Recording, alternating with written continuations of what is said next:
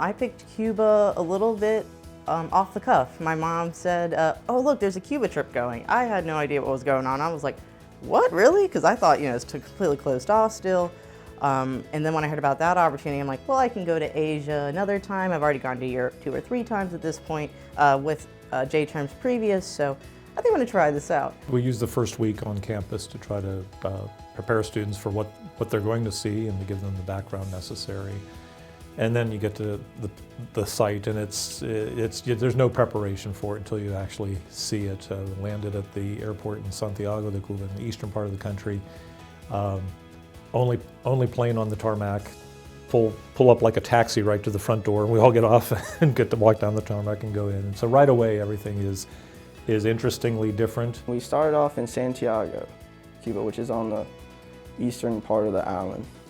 And about 5 days there, then we went to Bayamo, Camaguey, Trinidad, and then ended our stay in Havana, which is the capital. Many of the students assumed that because it's a communist nation, that it would be repressive, they would be unsafe, and some of them expressed fear. In actuality, the opposite was true. People were very, very friendly. Because there are lots of European tourists there, people did not know necessarily that we were Americans. So when we would say we're from the United States, they would always say, "Friend America, I love America. Lift the embargo, we want to be your friends." Just getting lost and going through the neighborhoods and talking to people and hearing their stories, that was the most eye-opening and wonderful experience of Cuba. The people would literally leave their jobs in the middle of whatever they're doing. They'll stop. If they're on the way to work, they'll talk to you for 20 minutes in the street.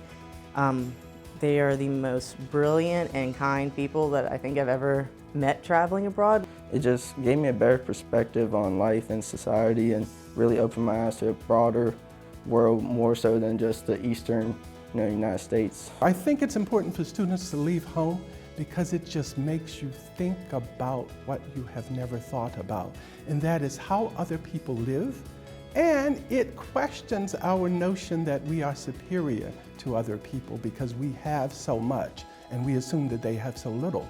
We might have a great deal of material objects and material items, but they might have a great deal of spiritual or cultural or music or artistic or even familial, the family again, how they are connected to family, and see that is absolutely essential. To have the chance to go study abroad somewhere, especially with what Randolph-Macon offers, is a great opportunity. I've had a bunch of friends go to like England or Japan or Israel, and I told my mom, I was like, I don't think I'll have another chance to go somewhere like this, and really, instead of just like vacation, it's actual learning experience. At Randolph-Macon, the students have a wide array of opportunities for January travel. And of course, you don't only have to go once. You could go several times. Students that have done trips to Italy and then Cuba, and maybe next year they'll do Great Britain. And that's a very unique opportunity to have a guide who's also your instructor, who knows you well and is going to stay with you even past your graduation as a resource to go see the world with. Randolph-Macon ensures that we have safety 24 hours. I never once felt unsafe, and the experiences are definitely worth the risk. If you're worried about anything, Randolph-Macon will take care of you. Your colleagues will take care of you, and your professors will definitely take care of you. So get out there and experience the world.